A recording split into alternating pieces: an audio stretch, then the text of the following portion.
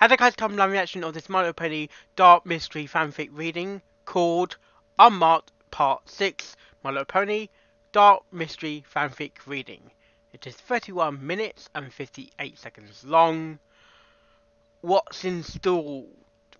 What's in store for Colstein? I don't know. Maybe he needs to brush his teeth and get some mouthwash. Anyway, we're going to get this reaction started in 3, 2, 1, go.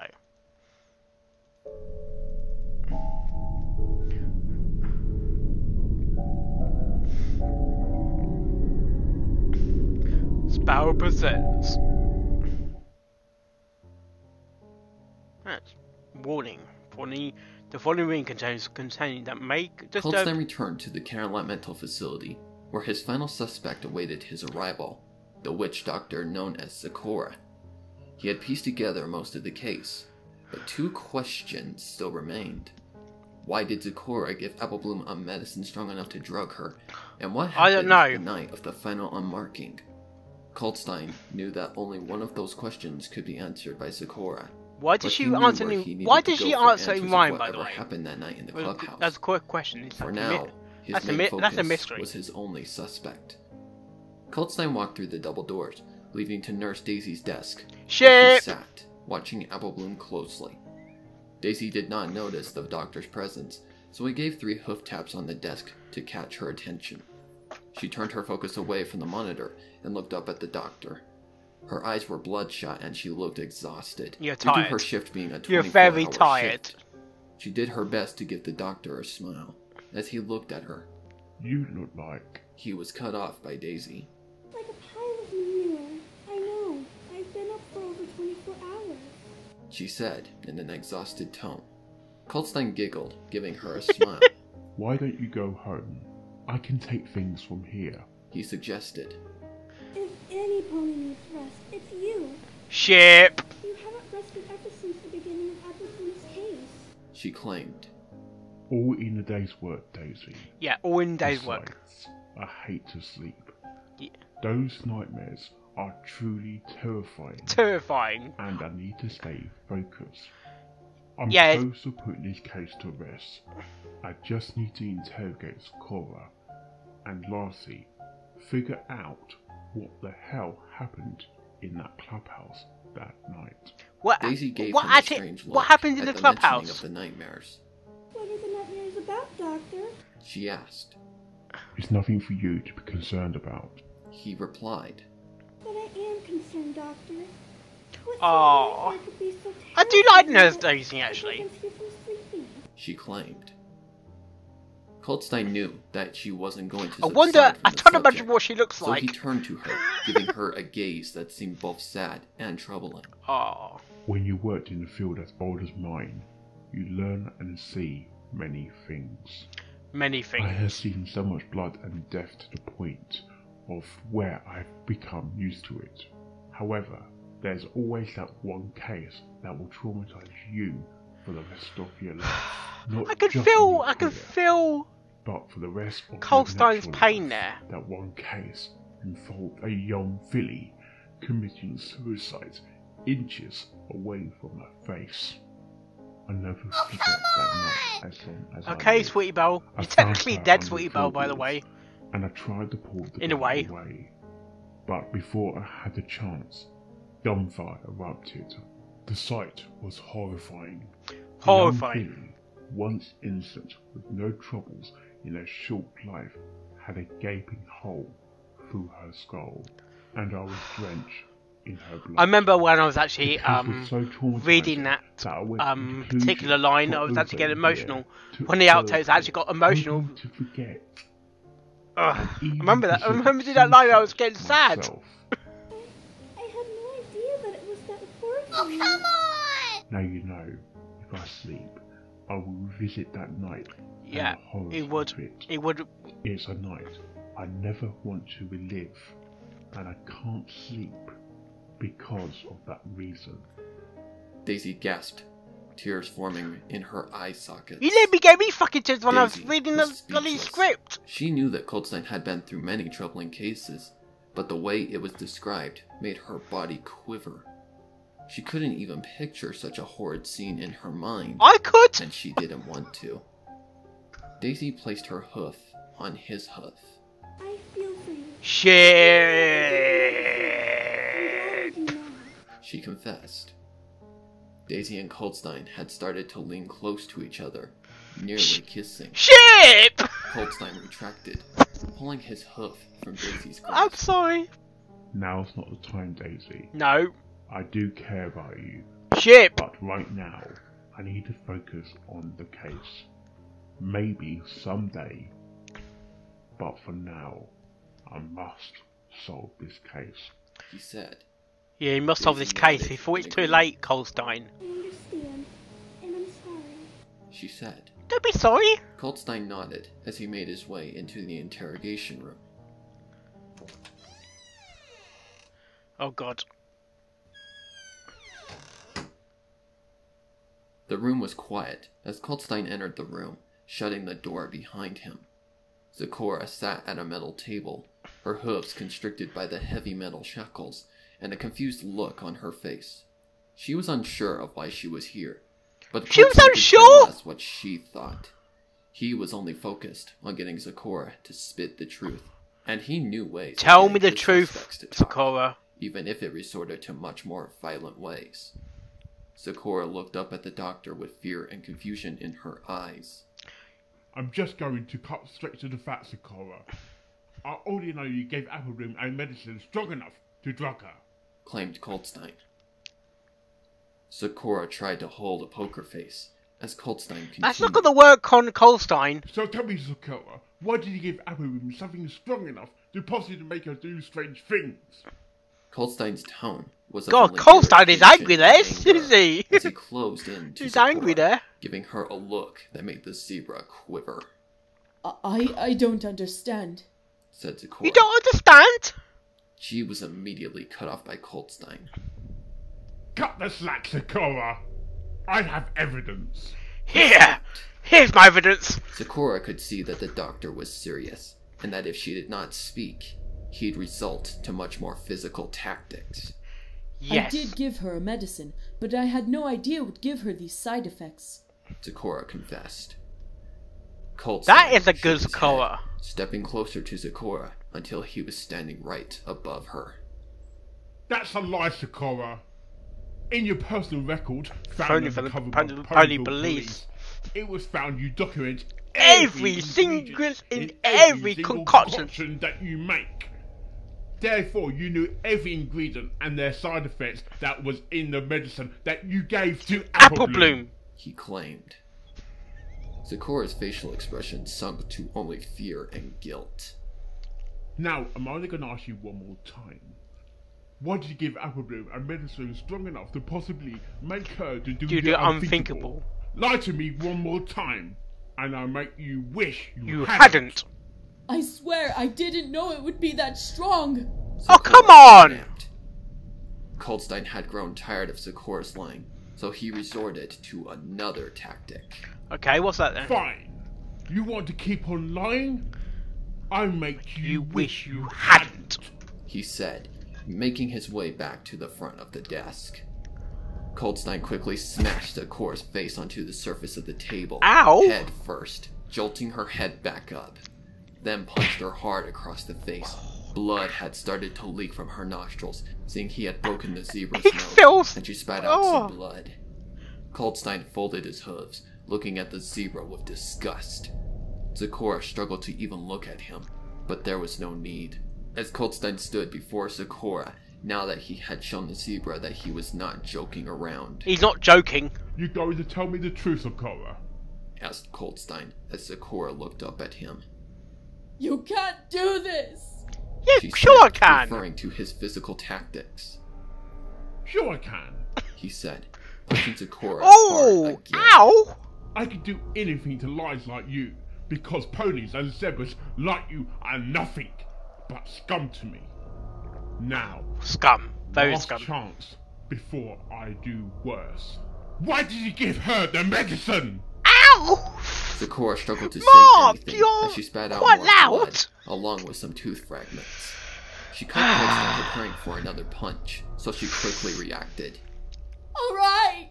she shouted in desperation. Oh, Coldstein had I'm finally not sorry, by the broken way. Sakura and stood back, folding his hooves in victory. I only gave her the medicine because she wasn't going to leave without it. I warned her of the possible side effects, but she refused to take anything else. I swear that's Why? the truth. Coldstein thought about Sakura's words for a second, wondering if she had only said that to escape his violent tactics. Would Applebloom have been stubborn enough to accept something that could make her do horrible things? Only Applebloom I didn't could think. answer I'm not that. sure Applebloom would know about a horrible Stick thing. around, Sakura. I'm going to find out if what you say is the actual truth. And if you're lying, so help me, I will make matters worse. He Much said, worse. making his way out of the interrogation room.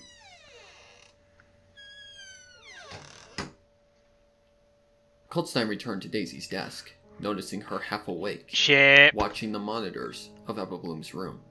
To catch her attention, he cleared his throat. How did it go? She asked. You might want to get some pony to clean up the mess that Sakura made. He replied.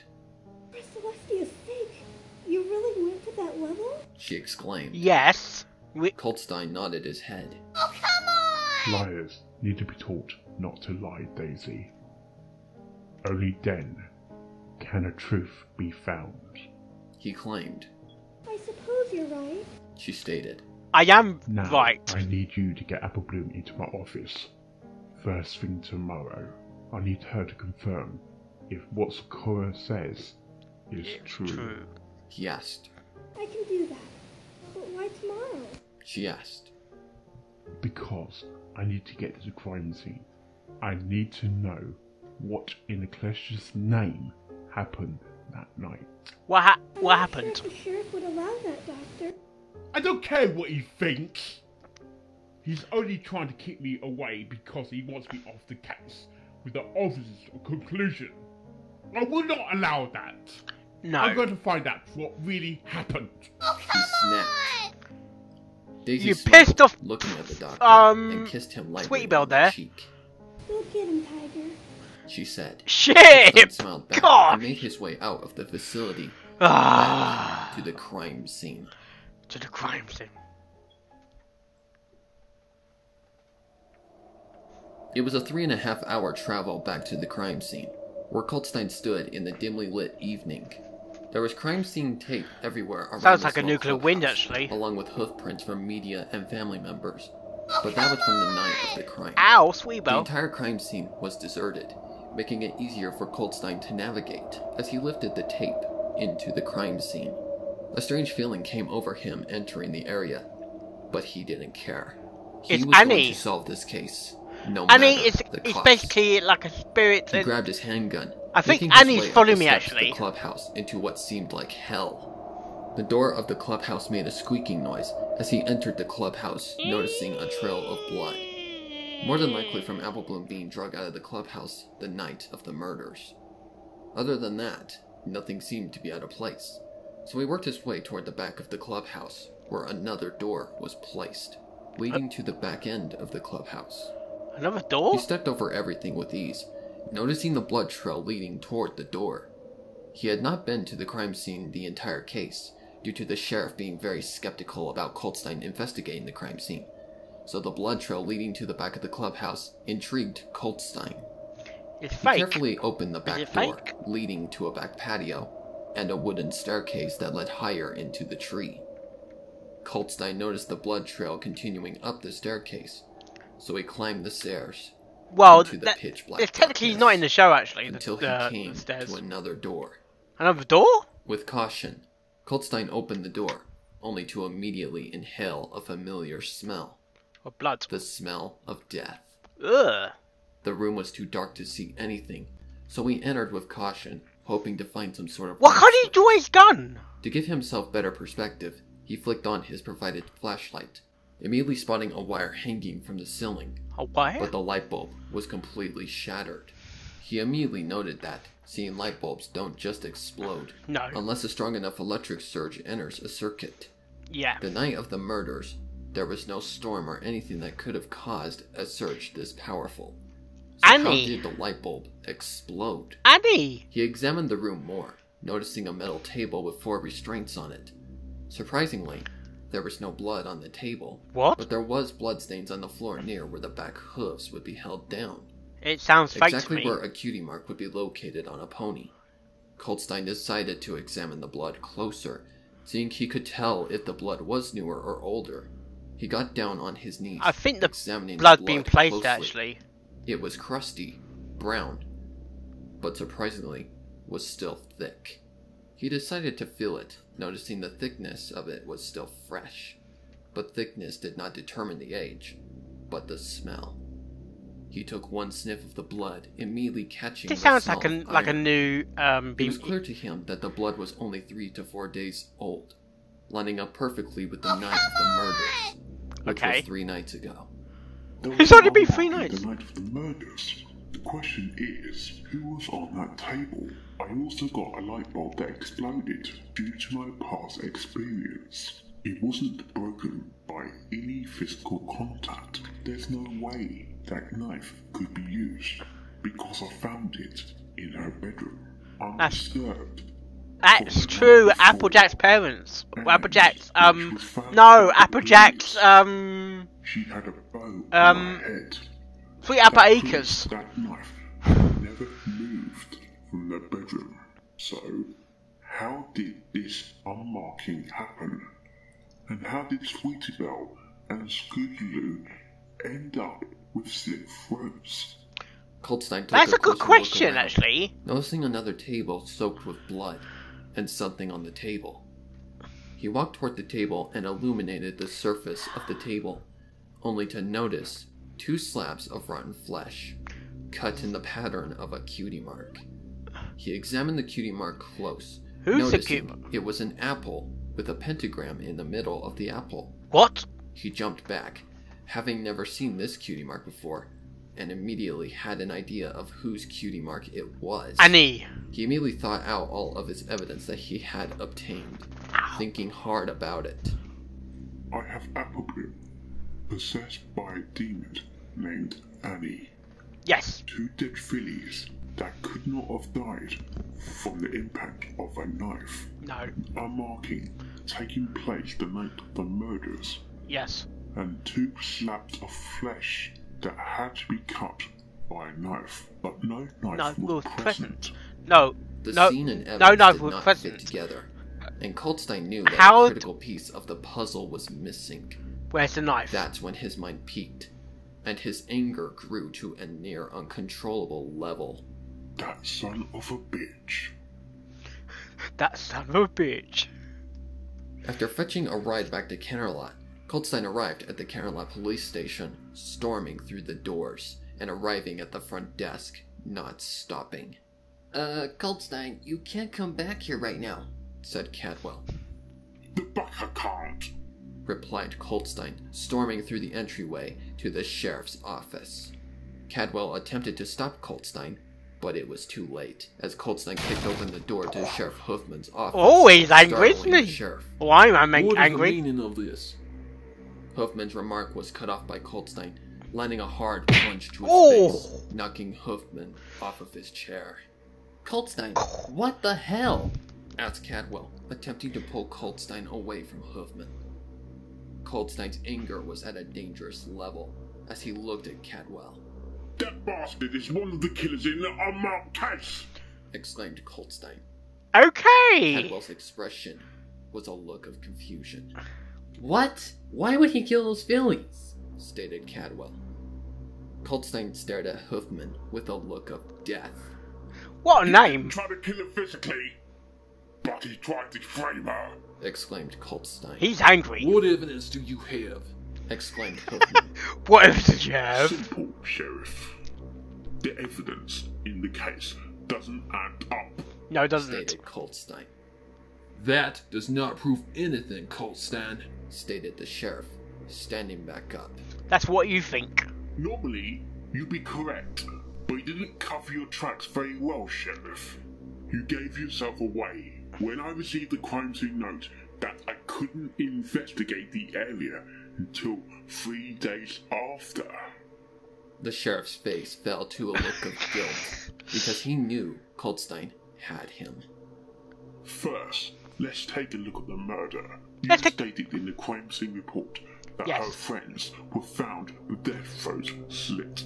That could have never happened. Because no knife was present. at the crime scene. In fact, the only knife I found was in Apple Bloom's bedroom when I investigated the home for the medicine given to her by my own suspect. He had not moved since the night before the murders, so no knife could have been used In the murders! Therefore, Coldstein is you pissed. lied about something found at the crime scene to frame Apple Bloom for the murders. Not to mention, you also tampered with the crime scene, which is against the Law, as well, Sheriff.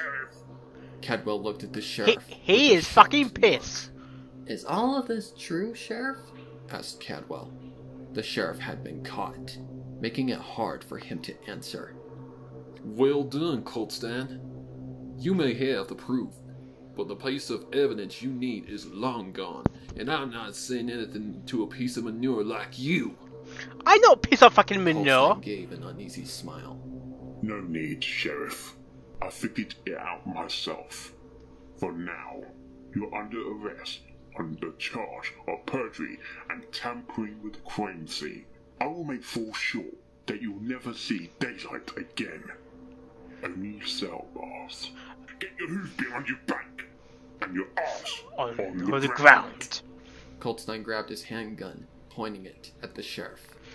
Whatever you say, detective. Said the sheriff. Hoofman lowered himself to the ground, but before Coldstein could cuff his hooves, Hoofman fired a taser at the doctor, infusing his body with 50,000 volts of electricity, immediately causing him to collapse. Coldstein's vision became blurry as Hoofman attempted to escape from the office. The doctor refused to let him escape, so he fired 2 shots to blurred vision, hitting Hoofman in both of his back knee joints. Ow! The sheriff collapsed due to having no support in his back legs, as Coldstein passed out from the impact of the taser.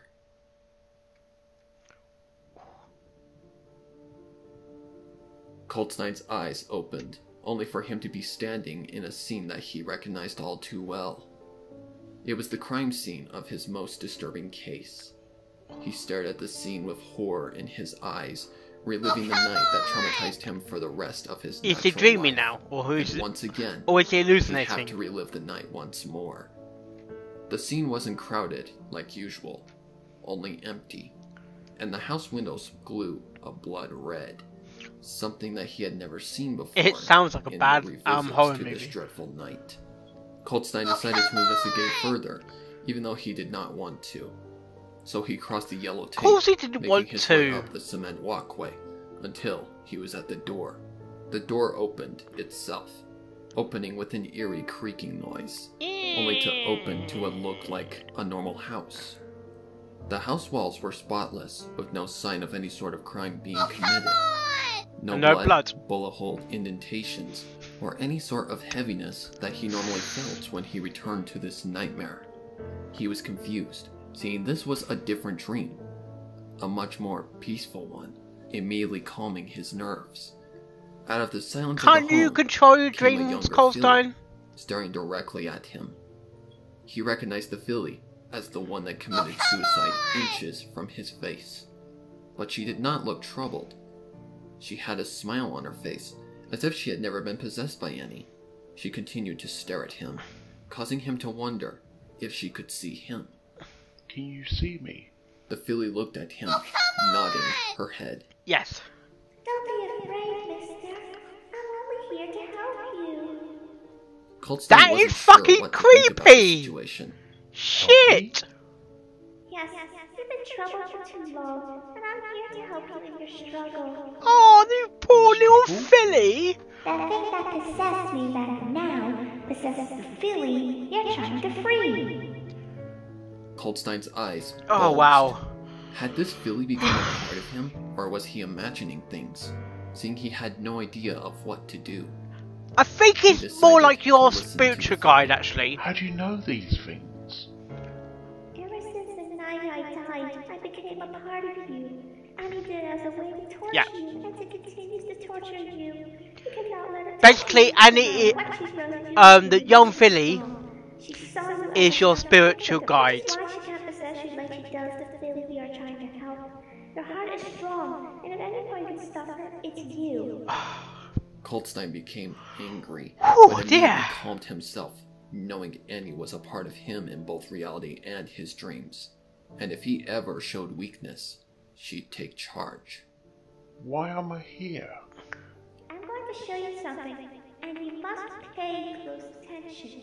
The answer to saving that filly lies within his dream, and from what I've seen, you're good at catching what others can't see. Said the But filly. in a way, this is like a... Coldstein nodded his head, agreeing to what the filly planned. The to show filly's him. controlling the dream, basically. Said the filly, pointing to a nearby staircase. She started up the stairs, Coldstein following her and paying close attention to everything. At the top of the long flight of stairs, Yeah, you're Coldstein came to you're long a hallway with two detective. doors You on the have right to side and one on the left side. look at the crime filly scene. turned to him.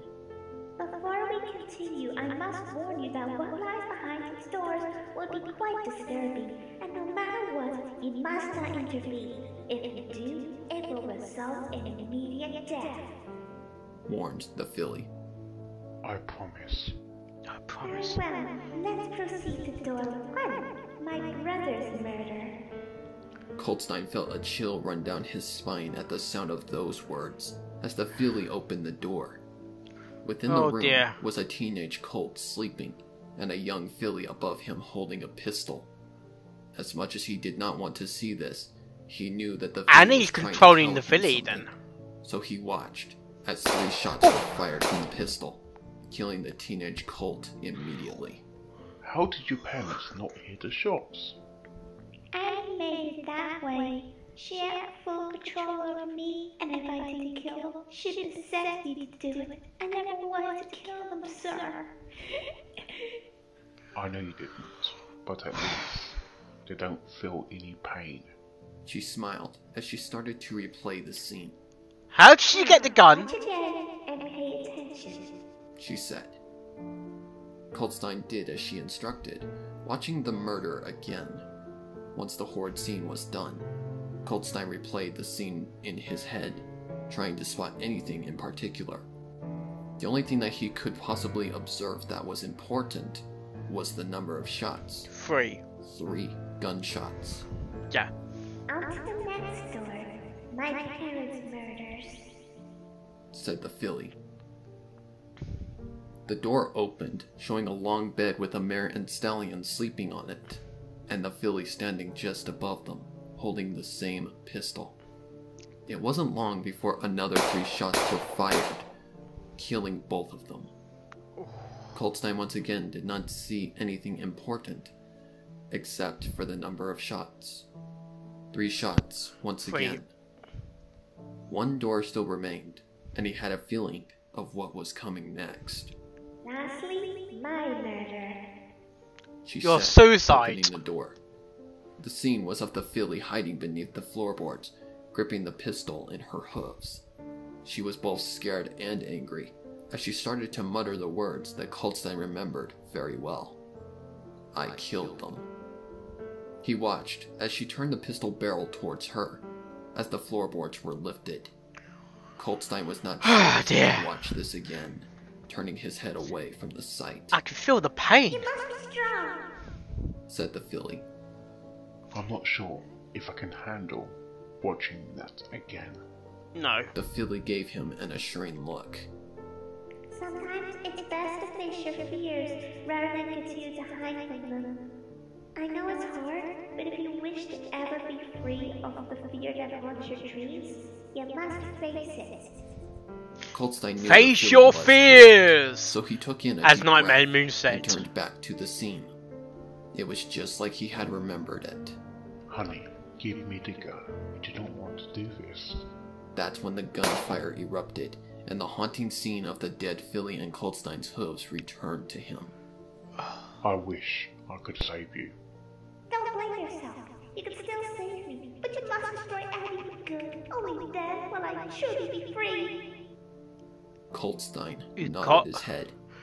Now, what did you catch from all these murders? 3 shots. She asked. 3, that's 6. Coltstein only that's thought 7. of the gunshot count and counted them out in his mind. Immediately, he knew something was not right. 7. The gun that was used in the murder was a .38 Special with only a capacity of 6 bullets per reload. The total number of shots in the murders was 7. So how was the last shot possible? The murder could not have been possible No. due to the number of shots. Yeah, The 6. filly nodded Oh, her 7. head. 7 in this case. So, who killed me? Coltstein immediately became aware Oh, he's not a of suicider. the true killer, and immediately grew angry as he woke up from his dream. I think he could be a different gun or something. Coltstein woke in his bed, where Cadwell sat in a chair next to him. About time you woke up. Coltstein rubbed his head, sitting up. He was immediately pushed back down by Cadwell. Easy. You took a nasty hit. Said Cadwell. I have taken worse. I need to get to Canterlot Morgue so I can take a look at the bodies of Applebloom's friends. I need to know how they were truly killed. We've got the autopsy reports back at the office, Coltstein. Coltstein shook his head. I need to see the bodies.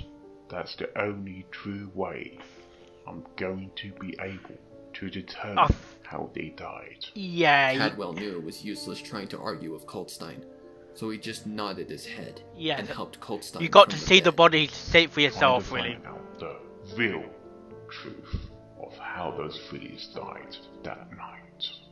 Coltstein grabbed his needed accessories, and with Cadwell by his side, prepared for a trip to the Canterlot Morgue.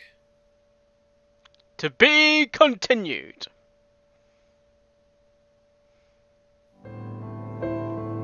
Written by Sparrows9442. 94. Yeah, you know what I mean. 64. Yeah.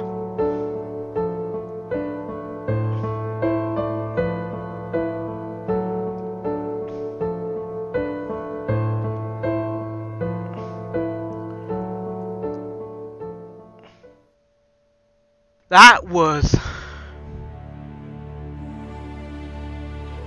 Oh, come on! Thank you. That was. I did like that installment because I remembered when I was doing the lines for this story.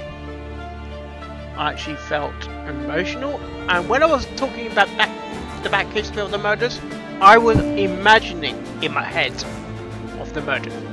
And I came Coltstein basically, and I got bloody, emotional. I was close to tears. I'm thinking, let's do that again. I got to be strong. Coltstein is strong. He's got a fresh mouth. That's the mouthwash joke. Beneath the stage door, and I can't cry. I can't cry because it is a sad story. It is a sad story. I thought, nope, let's do that line again. Because I can't cry. I can't cry. And when I was listening to the story again, especially the filly in the dream, oh, you can feel her pain. Damn, that's a good echo effect. That's a good echo effect, and I do like the filly's VA. That was good. I'm like, I nearly broke down there. I actually broke. I felt sad for the filly. I felt sad for the filly, and Minnie thought, hang on. This filly is basically my spiritual guide. In a way. The filly is my spiritual guide. Like David Acora from Most Haunted. He's got a spiritual guide called Sam. and I don't know the full story about Sam, but he was a spiritual guide, and I thought the filly is basically part of him. And does this mean this filly is basically the guide to the end?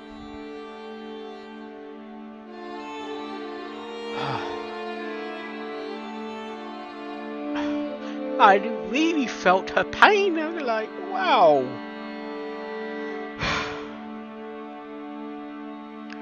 Jesus Christ. Right. Yeah. And I counted 7 bullets. The right close to my left ear roll. Well, my right actually. Your left, my right. Oh dear. That was good. One thing about Nurse Daisy, not counting the ships, a bit of static.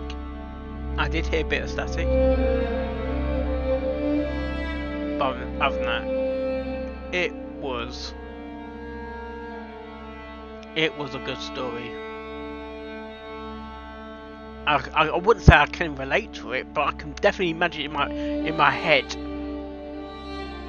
of her getting murdered. I'm like, ugh, I don't want to see that, but I'm Colstein. I'm gonna see it. I'm gonna see that happening. And then there's the dream is Annie. No, not Annie. Hope not. The filly is controlling the dream. Maybe that's how she's gonna talk to Colstein within his dreams. And when she's truly free,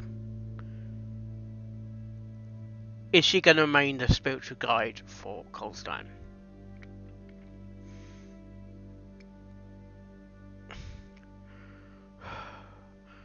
And bloody Sakura, man, she got bloody hit by me. I'm sorry, Colt.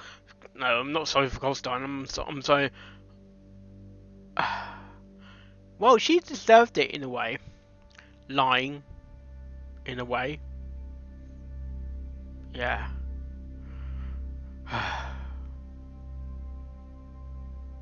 I'm gonna stop there. Hope you like this video and all my videos I do. And I can't wait for the next installment for chapter 7. I've got to voice it first, haven't I? I've got to voice my lines. I've got to voice that. I don't know what I'm gonna voice actually, because what normally happens when I'm voicing, when you see the installments, it's basically sometimes it's 2 or 3 chapters into one video, and I'll be reading like 3 chapters to make one video. Oh, that's for Sparrow's side. And I can't really say much is going to happen because it's all in the fanfiction. You can read the fanfiction to find out what happens. But I don't really want to spoil it for you because I know I've got to voice it. Let alone knowing what's going to happen. I got to